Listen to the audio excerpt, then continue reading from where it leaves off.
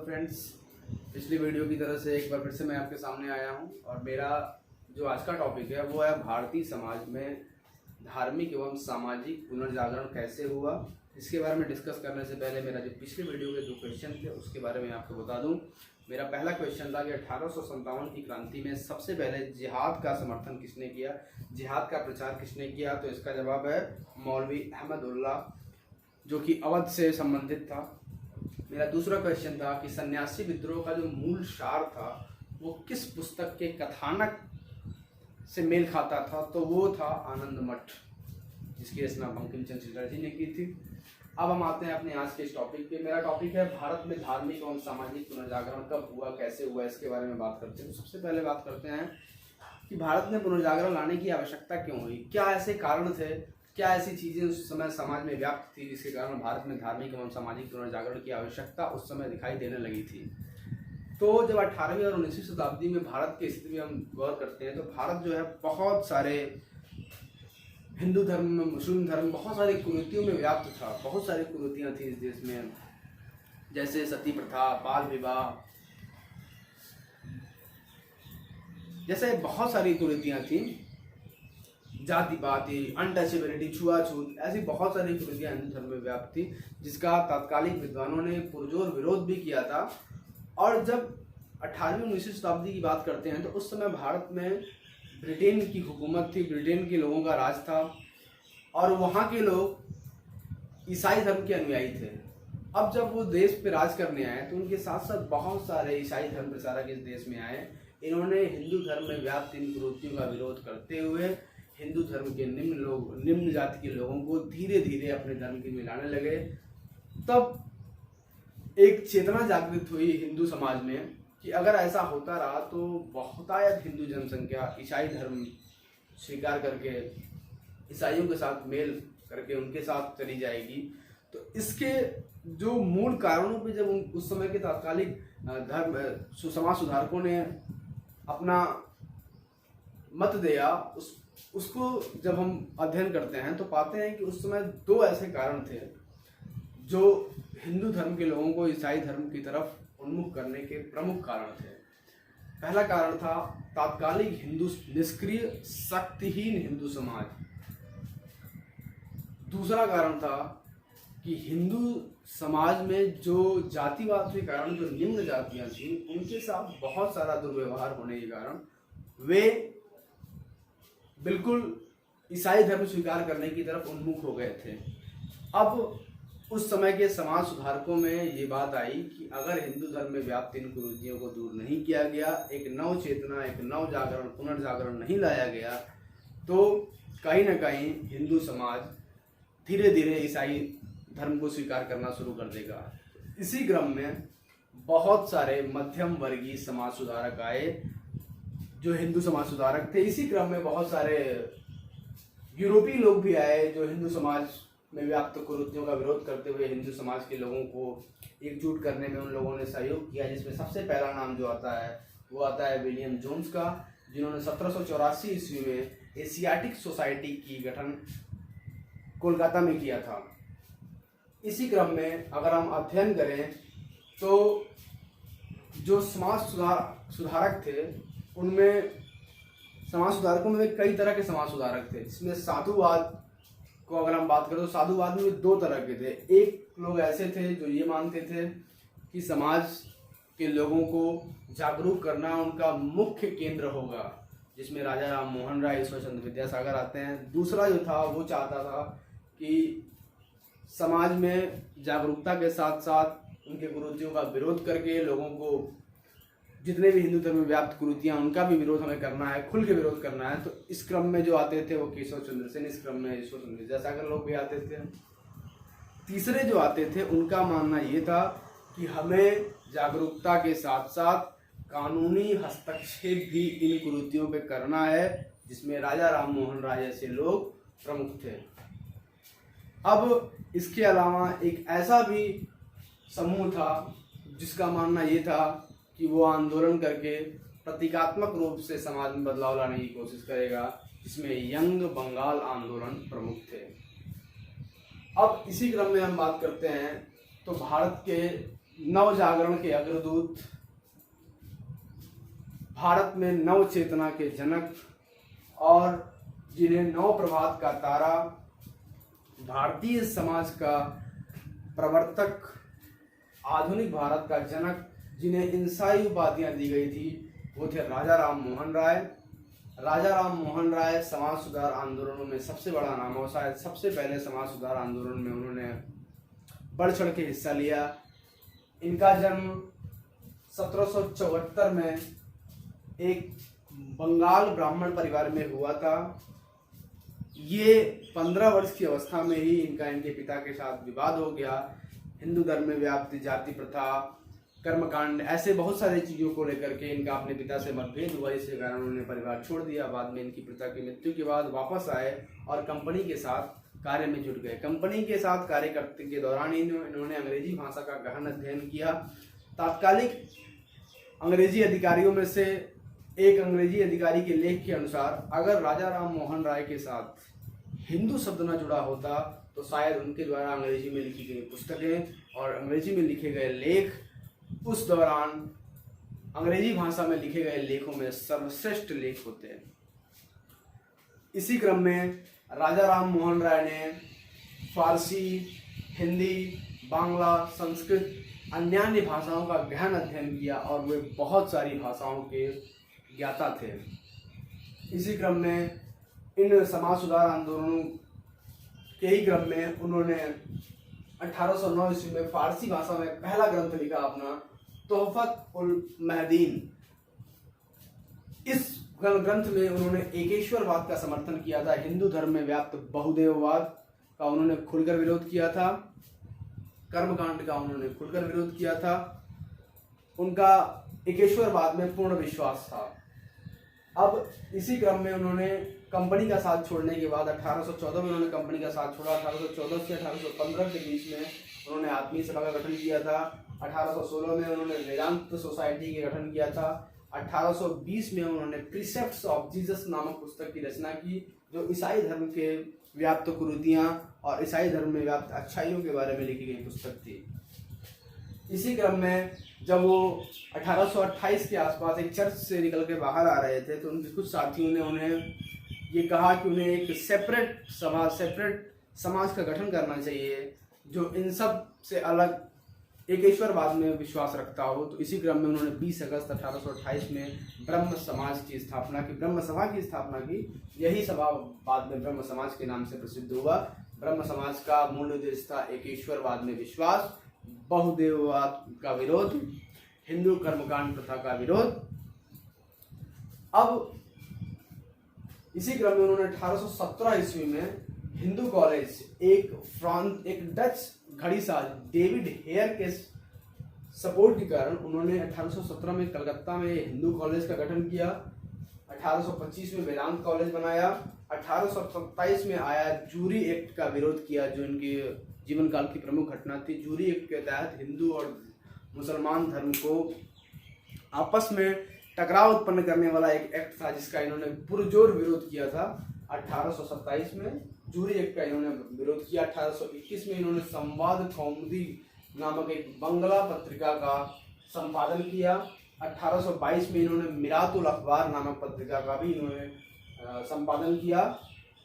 ये पहले ऐसे भारतीय थे जो समुद्र के रास्ते इंग्लैंड में गए थे और उन्होंने सती प्रथा का पुरजोर विरोध यहाँ भी किया और इंग्लैंड में भी भारतीय समाज में व्याप्त बहुत सारे कुरीतियों के खिलाफ कानून लाने के लिए इन्होंने अपना संपूर्ण प्रयास किया।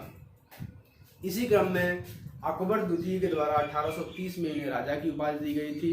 1833 ईस्वी में इंग्लैंड के ब्रिस्टल नामक शहर में इनका देहांत हो गया था। अब इनके देहांत के बाद जो था ब्रह्म समाज, वो देवेंद्र नाथ टैगोर ने अपने हाथों में ले लिया था। लेकिन जब 1856 ईस्वी में इन्होंने पूर्वोत्तर छोड़ के दक्षिण की तरफ प्रस्थान किया तो ये बागडोर उन्होंने केशव चंद्र सेन के हाथों में दे दी थी। इससे पहले उन्होंने 1839 में एक तत्वबोधिनी सभा की स्थापना भी की थी।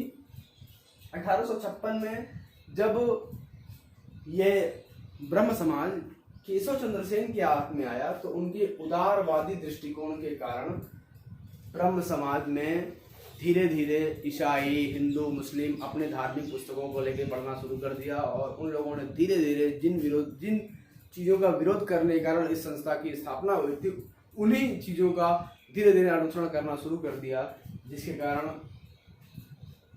दोबारा देवेंद्रनाथ टैगोर ने केशव चंद्र सेन को उनके पद से अपदस्थ किया। हालांकि उनकी उदारवादी सोच का ही परिणाम था कि 1865 के आसपास लगभग 60 से 65 ब्रह्म समाज की शाखाएं देश में फैल चुकी थी। मद्रास, बम्बई जैसे बहुत सारे शहरों में भ्रमण करके केशव चंद्र सेन ने ब्रह्म समाज की स्थापना कराई, उससे रिलेटेड संस्थाओं की स्थापना कराई। अब जब ब्रह्म समाज से उनको अलग किया गया तो उन्होंने आदि ब्रह्म समाज की स्थापना की, जिसे बाद में भारतीय ब्रह्म समाज भी कहा गया। बाद में चूंकि इन्होंने अपनी पुत्री का विवाह पौराणिक भारतीय परंपरा, हिंदू परंपरा के अनुसार कर दिया, जिसके कारण इस भारतीय आर्य समाज में ही फूट हो गया। और ये भारतीय आर्य समाज में जब फूट के बाद 1878 में इसमें फूट आई थी भारतीय ब्रह्म समाज में। केशव चंद्र सेन को भारत का पहला मशीनरी कहा जाता है और मशीनरी आंदोलन के प्रणेता जो थे, वो सबसे पहले प्रणेता जो थे वो थे केशव चंद्र सेन, और ब्रह्म समाज को सबसे पहला मशीनरी आंदोलन कहा जाता है। अब हम बात करते हैं कि वेद समाज के बारे में। वेद समाज जो था, वेद समाज को हम दक्षिण भारत का आर्य समाज भी कहा जाता है। इसके जो स्थापना थी वो के श्रीधरालु नायडू ने किया था। अब हम बात करते हैं महाराष्ट्र। ये केसरी धरालू जो थे वो केशव चंद्र सेन से बहुत प्रभावित थे। उनके द्वारा जब ब्रह्म समाज का प्रचार प्रसार दक्षिण में जाकर किया गया तो उन्होंने एक वेद समाज की स्थापना की, जिसे दक्षिण का आर्य समाज भी कहा जाता है। अब हम बात करते हैं महाराष्ट्र में कैसे कैसे धर्म सुधार आंदोलन हुए। तो महाराष्ट्र में सबसे पहले बाल शास्त्री ने दिग्दर्शन और बंबई दर्पण नामक पत्रिकाओं के माध्यम से समाज में व्याप्त कुरीतियों का पुरजोर विरोध किया था। इसी क्रम में जब केशव चंद्र सेन महाराष्ट्र में गए तो उन्होंने उनसे प्रभावित होकर के परमहंस मंडली की स्थापना 1849-50 के आसपास लगभग आत्माराम पांडुंग ने किया था, जो धीरे धीरे ये धर्म ईसाई, ये जो संगठन था वो धीरे धीरे ईसाई धर्म के लोगों के जो पथ प्रदर्शक थे उनके रास्ते पे चलना प्रारंभ कर दिया, जिसके कारण लोगों ने इस संगठन का विरोध किया और 1860 ईस्वी में ये संगठन पूरी तरह से समाप्त हो गया। अब प्रार्थना समाज की स्थापना आत्माराम पांडुंग ने की, जो केशव चंद्र सेन से बहुत ज्यादा प्रभावित थे। अब इसी प्रार्थना सभा की सदस्यता ली महादेव गोविंद रनाडे ने। महादेव गोविंद रनाडे ने सबसे अधिक प्रार्थना सभा का प्रचार प्रसार किया। महादेव गोविंद रनाडे ने बाल विवाह, पर्दा प्रथा, बहुदेववाद, बहुविवाह आदि जैसे हिंदू समाज में व्याप्त कुरीतियों का पुरजोर विरोध किया था। इसी क्रम में एक अन्य मराठी जन आंदोलन के जनक, जिन्हें लोक हितवादी नाम से जाना जाता है, इन्होंने भी समाज सुधार आंदोलन में बढ़ चढ़ के हिस्सा लिया। लोक हितवादी के नाम से जाना जाता है गोपाल हरि देशमुख को। इसी क्रम में महादेव गोविंद रनाडे ने 1884 में दक्कन एजुकेशनल सोसाइटी की स्थापना की, मुंबई में की थी। 1891 में विडो रीमैरिज संस्था की स्थापना इन्होंने की थी। 1899 में विडो हिम की स्थापना पुणे में, एवं डीके कर्वे के द्वारा 1906 में सबसे पहला इंडियन वुमेन्स यूनिवर्सिटी की स्थापना बॉम्बे में की गई थी। इसी क्रम में अब हम बात करते हैं धार्मिक सुधार आंदोलनों में एक अन्य समाज का नाम आता है, वो है आर्य समाज। आर्य समाज की स्थापना 1875 ईस्वी में स्वामी दयानंद सरस्वती ने की थी। स्वामी दयानंद सरस्वती जो थे, उनका जन्म मूल रूप से वो मौरवी जनपद गुजरात के रहने वाले थे। इनके बचपन का नाम मूल शंकर था। ये जब धार्मिक सुधार आंदोलनों में जगह जगह भ्रमण कर रहे थे, इसी क्रम में इनकी मुलाकात जो है 1861 ईस्वी में विरजानंद से थी, जो कि एक बहुत बड़े संत थे, लेकिन आंख से वो अंधे थे। उन्हें अपना गुरु बनाया और उन्होंने ये ठान लिया कि हिंदू धर्म में व्याप्त कुरीतियों का विरोध करते हुए हिंदू धर्म का वो पूरे भारत में प्रचार प्रसार करेंगे और हिंदू धर्म में एक नई क्रांति लाएंगे। इसी क्रम में उन्होंने 1875 में आर्य समाज की स्थापना की। आर्य समाज जो था उसका मूल जो स्लोगन था वो था वेदों की ओर लौटो। इन्होंने जाति प्रथा छुआछूत का विरोध किया, लेकिन जो हिंदुओं में व्याप्त वर्ण व्यवस्था थी उसका इन्होंने पूर्ण रूप से समर्थन किया। 1877 ईस्वी में इन्होंने आर्य समाज का मुख्यालय लाहौर को बनाया। वे हिंदू धर्म का प्रचार प्रसार देश के विभिन्न भागों में घूमकर करते रहे। इसी क्रम में इन्होंने आगरा विजिट किया, पूर्व की तरफ भी विजिट किया, दक्कन की तरफ इन्होंने विजिट किया।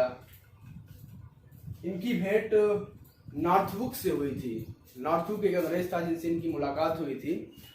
एक्चुअली अंग्रेज जो थे वो ब्रह्म समाज और आर्य समाज का समर्थन करते थे, लेकिन जब इनकी भेंट नॉर्थबुक से हुई स्वामी दयानंद सरस्वती की, तो नॉर्थबुक ने एक इच्छा जाहिर की कि दयानंद सरस्वती जैसा विद्वान क्यों ना महारानी विक्टोरिया के प्रशंसा में कुछ अपने लेख लिखता है, जिसका इन्होंने सिरे से खारिज किया। इन्होंने साफ साफ मना कर दिया ऐसे कुछ भी लेख लिखने से, जिसके बाद अंग्रेज लोग ब्रह्म समाज और आर्य समाज दोनों के विरोधी हो गए। अब इसी क्रम में 1874 में इन्होंने सत्यार्थ प्रकाश की रचना की थी। स्वामी दयानंद सरस्वती के बारे में ऐसा कहा जाता है कि स्वामी दयानंद सरस्वती पहले ऐसे शख्स थे जिन्होंने स्वराज शब्द का उपयोग किया था और हिंदी को राष्ट्रीय भाषा के रूप में अपनाया था। पहले भारतीय जिन्होंने स्वराज शब्द का उपयोग किया और हिंदी को राष्ट्रीय भाषा के रूप में अपनाया था। इनकी मृत्यु 1883 ईस्वी में अजमेर में हुआ था। अब जो आर्य समाज था इनकी मृत्यु के बाद दो भागों में टूट गया। एक भाग है लाला हंसराज का भाग। चूंकि लाला हंसराज जो थे वे अंग्रेजी भाषा के कट्टर समर्थक थे, तो इन्होंने दयानंद सरस्वती कॉलेज की स्थापना की लाहौर में। दूसरा जो वर्ग था वो थे स्वामी श्रद्धानंद, जो अंग्रेजी भाषा के पुरजोर विरोधी थे, तो उन्होंने अपना जो आर्य समाज का मेन केंद्र था उसे हरिद्वार को बनाया और उन्होंने वहाँ पर गुरुकुल विश्वविद्यालय की स्थापना की। अब अगला जो धर्म सुधार आंदोलन में अगला जो जिस संगठन का नाम आता है वो है रामकृष्ण मिशन। रामकृष्ण मिशन की स्थापना 1897 ईस्वी में स्वामी विवेकानंद ने किया था। स्वामी विवेकानंद के गुरु रामकृष्ण परमहंस के नाम पर ही इसका नाम रामकृष्ण मिशन रखा गया। स्वामी विवेकानंद के जो बचपन का नाम था वो नरेंद्र देव था। जब 1893 के शिकागो धर्म सम्मेलन में हिस्सा लेने जा रहे थे, तो उसके पहले खेतड़ी के राजा के कहने पर इन्होंने अपना नाम नरेंद्र देव से बदल करके विवेकानंद रख लिया था। ये 1893 में जो विश्व धर्म सम्मेलन हुआ था वहाँ पे हिस्सा लेने के लिए ये शिकागो गए थे।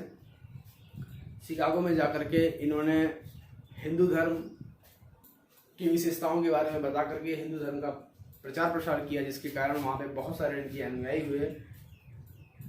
उनके द्वारा दिए गए स्टेटमेंट के बारे में, उनके द्वारा की गई व्याख्याओं के बारे में लिखते हुए एक अंग्रेजी लेखक हेराल्ड कहते हैं कि 1893 में हुए प्रथम विश्व धर्म सम्मेलन में स्वामी विवेकानंद के द्वारा दिए गए व्याख्यान और स्वामी विवेकानंद ने जितने भी धर्म के रिलेटेड चीज़ों को बताया वो शायद वहाँ आए हुए सभी धर्मगुरुओं में श्रेष्ठ था और उन वहाँ पे उपस्थित लोगों के दिमाग में ये चीज़ सोचने को मजबूर कर दिया कि आखिर इतने अच्छे, इतने पुराने धर्म जिसमें बहुत सारी अच्छाइयाँ हैं, उस धर्म वहाँ के लोगों को जबरन ईसाई धर्म स्वीकार करने के लिए क्यों बाध्य किया गया। इस पे बहुत सारे लोगों को पछतावा हुआ, बहुत सारे लोगों ने पश्चाताप किया कि ये बहुत पुराना धर्म है, यहाँ पे बहुत सारी अच्छाइयाँ हैं, जिसको विवेकानंद ने शिकागो धर्म सम्मेलन में बढ़ चढ़ के बताया था। अच्छे तरीके से उसको उन्होंने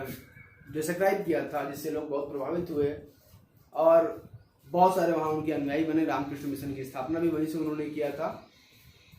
बहुत कम अल्पायु में ही स्वामी विवेकानंद का देहांत हो गया था। अब ये जो विवेकानंद की जो रामकृष्ण मिशन है, ये पुनर्जन्म के सिद्धांत को भी मानता है, कर्म के भी सिद्धांत को मानता है।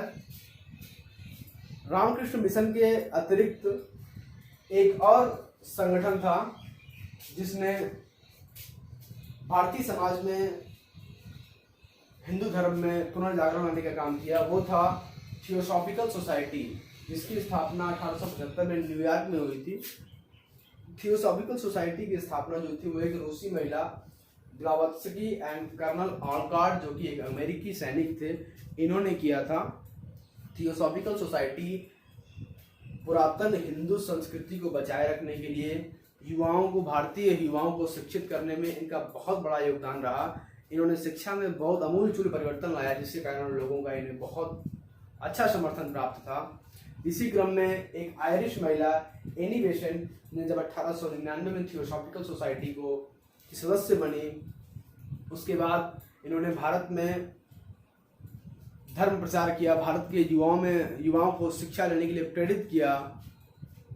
ये पुनर्जन्म के सिद्धांत को मानते थे, ये भी कर्मवाद के सिद्धांत को मानते थे। इसी क्रम में एनी बेसेंट ने 1898 में सेंट्रल हिंदू कॉलेज की स्थापना की, जिसको नया रूप दिया 1916 ईस्वी में मदन मोहन मालवीय ने। इसी विद्यालय को बाद में बड़ा रूप दे करके काशी हिंदू विश्वविद्यालय के नाम से 1916 में स्थापित किया था। अब इसी आंदोलन के क्रम में यंग बंगाल आंदोलन फेमस हुआ। मैंने पहले बताया था कि यंग बंगाल आंदोलन जो था वो समाज में आंदोलन के जरिए प्रतीकात्मकता के रूप में समाज में बदलाव लाने की कोशिश करता था। यंग बंगाल आंदोलन का जिन्होंने लीडरशिप किया वो एक एंग्लो इंडियन थे, उनका नाम था Henry William Derozio. Henry William Derozio जो कि हिंदू कॉलेज के प्राध्यापक थे 1826 से लेकर 1831 तक। इन्होंने युवाओं को सत्य की मार्ग पर चलने के लिए धर्म में व्याप्त बहुत सारे कुरीतियों का विरोध करते हुए समाज में नव चेतना पुनर्जागरण लाने के लिए प्रोत्साहित किया। इनके जो अनुयायी हुए उन्हें डेरेजिया बोला गया। जो भी यंग बंगाल आंदोलन में जिन लोगों ने भी हिस्सा लिया, जो इनके अनुयायी हुए, इन्हें डेरोजियो कहा गया। इनका मूल उद्देश्य था नारी शिक्षा को बढ़ावा देना, युवाओं को शिक्षित करना, और इसके साथ ही साथ उच्च सेवा में भारतीयों के चयन को लेकर के इनकी जो शासन प्रशासन से मांग थी, स्वतंत्रता की मांग भी इनके मूल उद्देश्यों में से एक थी। इसके जो यंग बंगाल आंदोलन के जो पुरजोर समर्थक थे वो सुरेंद्रनाथ ठाकुर, सुरेंद्रनाथ बनर्जी, जो भारत के प्रथम IAS हुए थे, प्रथम सिविल सर्विसेज में सेलेक्ट होने वाला प्रथम भारतीय जो थे वो सुरेंद्रनाथ बनर्जी हुए थे, जो यंग बंगाल आंदोलन के पुरजोर समर्थक थे। अब नेक्स्ट वीडियो में हम पारसियों का कैसे आंदोलन हुआ, मुस्लिम धर्म आंदोलन कैसे हुए, और निम्न और उच्च जातियों में व्याप्त कुरीतियों का विरोध करने वाले कौन कौन से लोग आगे आए, और कैसे इन कुरीतियों को धीरे धीरे भारत से समाप्त किया गया, विधवा विवाह एक्ट, बाल विवाह एक्ट कौन कौन से आए, उनकी सीमाएं क्या क्या रही, इसके बारे में हम डिस्कस करेंगे। धन्यवाद।